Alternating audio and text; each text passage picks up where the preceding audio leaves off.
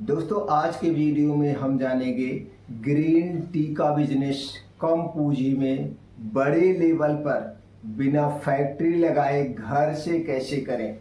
इस बिजनेस को करने के लिए किन किन लाइसेंस की ज़रूरत पड़ेगी, कैसे करें, मार्केटिंग कैसे करें, अपना ब्रांड कैसे बनाएं। दोस्तों इससे संबंधित सारी जानकारी आज के वीडियो में शेयर करने वाले हैं। अगर आप इस क्षेत्र में जाना चाहते हैं, अपना कैरियर बनाना चाहते हैं, तो दोस्तों वीडियो को शुरू से अंत तक ध्यान से देखिएगा, सुनिएगा। इसके बाद भी अगर आपके मन में कुछ और प्रश्न है या कुछ और जानने की इच्छा है तो आप कमेंट सेक्शन के माध्यम से जान सकते हैं। आप हमें बताइए, फिर उस पर हम अलग से आपको जानकारी दे देंगे। वैसे दोस्तों इस वीडियो में हम सारी जानकारी कवर करने वाले हैं, इसलिए शुरू से अंत तक देखिए। तो चलिए दोस्तों जानते हैं। जैसे दोस्तों जानते हैं, जब हम अपना खुद का बिजनेस करते हैं तो यहाँ पे ज़रूरत होती है एक नाम की। जैसे हम चाय के क्षेत्र में जा रहे हैं, ग्रीन टी जा रहे हैं, तो ग्रीन टी एक नेचुरल चीज़ है। तो नेचुरल के क्षेत्र में आप कैरियर रख रहे हैं तो उससे नेचुरल से संबंधित एक नेचुरल नाम होना चाहिए। नाम छोटा और अट्रैक्टिव होना चाहिए, जैसे ग्रीन नेचुरल या कुछ आप इसी टाइप को आप अपने हिसाब से नाम रख सकते हैं छोटा। अब जो नाम आप रखेंगे तो दोस्तों उस नाम को ब्रांडिंग करने के लिए आपको क्या चाहिए, ब्रांडिंग करने के लिए आपको उस नाम का, जो भी आपने नाम रख रहे हैं उस नाम का हमें ट्रेडमार्क करवाना पड़ता है। ट्रेडमार्क यानी रजिस्टर्ड। ये ट्रेडमार्क हम रजिस्टर्ड क्यों करवाते हैं दोस्तों? जो हमारा नाम है, इस नाम से कोई और प्रोडक्ट ना बना सके, तो दोस्तों इसीलिए हम ट्रेडमार्क करते हैं। नहीं तो हम जो भी मेहनत कर रहे हैं, मान लीजिए हमारा ब्रांड बड़े लेवल पे चला गया, ब्रांड अच्छे से बिक रहा है, क्वालिटी बेस्ड है, लोग इसी नाम से प्रोडक्ट मांग रहे हैं, तो हम ट्रेडमार्क नहीं कराएंगे तो लोग इसी नाम से बना बना के बेचने लगेंगे और बीच में डुप्लीकेटिंग होगी तो हमारा जो मेहनत है वो पानी फिर जाएगा। तो ट्रेडमार्क इसीलिए कराया जाता है। ट्रेडमार्क कहाँ होता है दोस्तों? इसके लिए भारत सरकार की एक संस्था है आईपी इंडिया। इसी आईपी इंडिया के अंतर्गत सारे प्रोडक्ट रजिस्टर्ड होते हैं, सारे प्रोडक्ट ट्रेडमार्क होते हैं। तो दोस्तों अब रजिस्टर्ड कितने दिन के लिए होता है? 10 साल के लिए। 10 साल के लिए प्रोडक्ट रजिस्टर्ड होता है और 10 साल के बाद आपको रिन्यूअल करवाना पड़ेगा। जो नाम आपने रखा है, अब इस नाम से पूरे ऑल ओवर इंडिया में कोई नहीं रख सकता है, ये आपके नाम से सेव हो गया। इसे रजिस्टर्ड कराने के लिए, ट्रेडमार्क कराने के लिए आपको पैन कार्ड, फोटो, आपका डिजिटल सिग्नेचर, आधार कार्ड चाहिए। इसी आधार पे आप अपने नाम से या अपने कंपनी के नाम से, अपने फर्म के नाम से प्रोडक्ट को ट्रेडमार्क करवा सकते हैं। अब आपका प्रोडक्ट ट्रेडमार्क हो गया, अब इसी को ब्रांड बनाना है। अब ब्रांड बनाने के लिए क्या चाहिए? प्रोडक्ट की पैकेजिंग बेस्ट क्वालिटी हो, उसकी डिजाइन बेस्ट क्वालिटी हो, और जो ग्रीन टी आप बेचने जा रहे हैं इसकी क्वालिटी नंबर 1 हो। बस यही 3-4 चीजें मेन होती है। उसके बाद उसके एमआरपी आप थोड़ा सा मार्केट का सर्वे करिए। ग्रीन टी चाहे 100 ग्राम में, 50 ग्राम में, 200 ग्राम में सबसे ज्यादा जो बिक रही है, किस कंपनी की बिक रही है, उसकी एमआरपी क्या है आप देखिए, उसकी पैकेजिंग डिजाइन क्या है ये आप देखिए।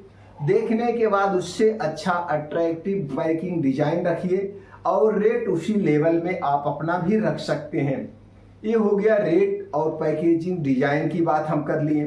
अब हम क्वालिटी की बात करें तो क्वालिटी दोस्तों प्योर ग्रीन टी, आप जहाँ पे ये चाय होती है, जैसे आसाम वगैरह में चाय ज़्यादा होती है, तो वहाँ पे आप डायरेक्ट जो वहाँ के फर्म होते हैं वहाँ आप संपर्क कर सकते हैं, या दोस्तों वहीं पे डायरेक्ट मैन्युफैक्चरर होते हैं, आप उनसे संपर्क करके अपने ब्रांड को आप ब्रांडिंग कर सकते हैं। तो इसको बनाने के लिए अगर आप अपना खुद का मैन्युफैक्चरिंग यूनिट डालेंगे तो एक मशीनरी डालना होगा, इंफ्रास्ट्रक्चर तैयार करना होगा, कुछ हाईवे लाइसेंस लेने पड़ते हैं। लेकिन यही काम जब आप मार्केटेड बाई करके अपनी कंपनी, अपने प्रोडक्ट को लॉन्च करते हैं तो यहाँ पे ना तो आपको हाईवे लाइसेंस लेने की ज़रूरत है, कुछ नहीं, बस छोटे छोटे 2 कागजात लेने की ज़रूरत है। पहला है जीएसटी नंबर कंपलसरी है, दूसरा है दोस्तों फूड का रजिस्ट्रेशन। फूड यानी कोई भी अगर आप खाने पीने की चीज़ बेच रहे हैं उसके लिए फूड रजिस्ट्रेशन जरूरी होता है। फूड रजिस्ट्रेशन दो टाइप के होता है, एक फूड रजिस्ट्रेशन होता है और फूड लाइसेंस होता है। फूड लाइसेंस जब हमारा बिजनेस बड़े लेवल पे होता है या हमारा बिजनेस बड़े ज़्यादा पैसे 50 लाख प्लस होता है तो हमें फूड का लाइसेंस लेना पड़ता है। अगर हमारा बिजनेस 50 लाख के नीचे का है ईयरली का तो हमें फूड रजिस्ट्रेशन करवाना पड़ेगा। तो दोस्तों ये दो कागजात चाहिए। इसके अलावा अगर आपके पास बजट का अभाव है तो आप भारत सरकार की बहुत सारी स्कीमें चल रही हैं, राज्य सरकार की स्कीमें चल रही हैं, यहाँ से आप बैंकों के माध्यम से लोन ले सकते हैं। लोन लेने के लिए आपको उद्योग आधार रजिस्ट्रेशन का सर्टिफिकेट डाउनलोड करना पड़ेगा।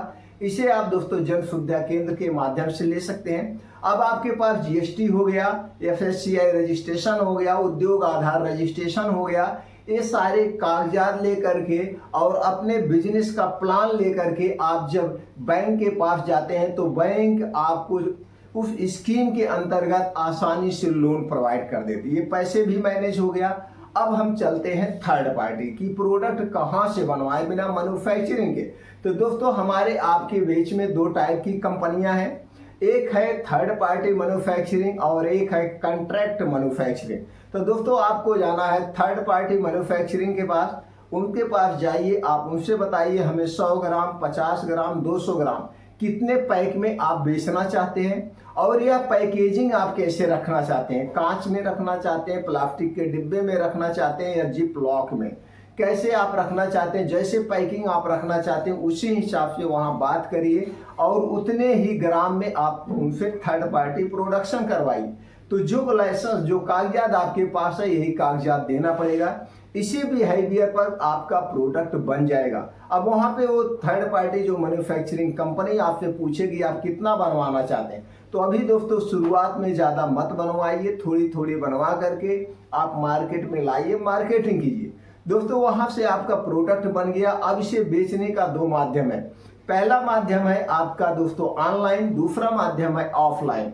ऑफलाइन बेचने के लिए आपको सेल्समैन रखना पड़ेगा, मैनेजर रखना पड़ेगा, या आप खुद जा करके दुकानों पे बेच सकते हैं, घर घर जाके बेच सकते हैं। यूट्यूब के माध्यम से, फेसबुक के माध्यम से, जो सोशल मीडिया साइट है इनके माध्यम से आप अपने ब्रांड को ब्रांडिंग कर सकते हैं, लोगों तक पहुंचा सकते हैं। अब दोस्तों ऑफलाइन ऑनलाइन बेचने के लिए ऑनलाइन जैसे आप सामान मंगाते हैं उसी तरह से आप ऑनलाइन साइट पे जाइए, वहां पे अपना प्रोडक्ट रजिस्टर्ड करिए और घर से बेचिए। ये हो गया दोस्तों। अब हम बात करते हैं प्रॉफिट की। अगर हम प्रॉफिट की बात करें तो दोस्तों सारे खर्चे काटने के बाद जो आप सेल्फ टीम के माध्यम से बेचेंगे तो इसमें 2 गुना प्रॉफिट होगा। जो प्रोडक्ट आप ऑनलाइन बेचेंगे सारे खर्चे A to Z काटने के बाद 3 गुना प्रॉफिट होगा। अगर आप सेल्फ टीम नहीं रखते, खुद इस प्रोडक्ट को आप घर घर जाके बेचते हैं या दोस्तों कैनोपी लगा के आप बेचते हैं तो यहाँ पे आपका जो शुद्ध प्रॉफिट होगा वो 3 गुना होगा, इससे कम प्रॉफिट नहीं होगा। ये बढ़िया बिजनेस है दोस्तों। बस आपको एक बात को हमेशा गांठ मान लीजिएगा, कोई भी बिजनेस हुआ अगर वो आपका खुद का बिजनेस है वो 1 से 5 साल का समय मांगता है। 1 से 5 साल में कभी आपका बिजनेस माइनस पे होगा, कभी प्लस पे होगा और कभी आपका बहुत ही ज्यादा नुकसान हो जाएगा, कभी बराबर पे होगा।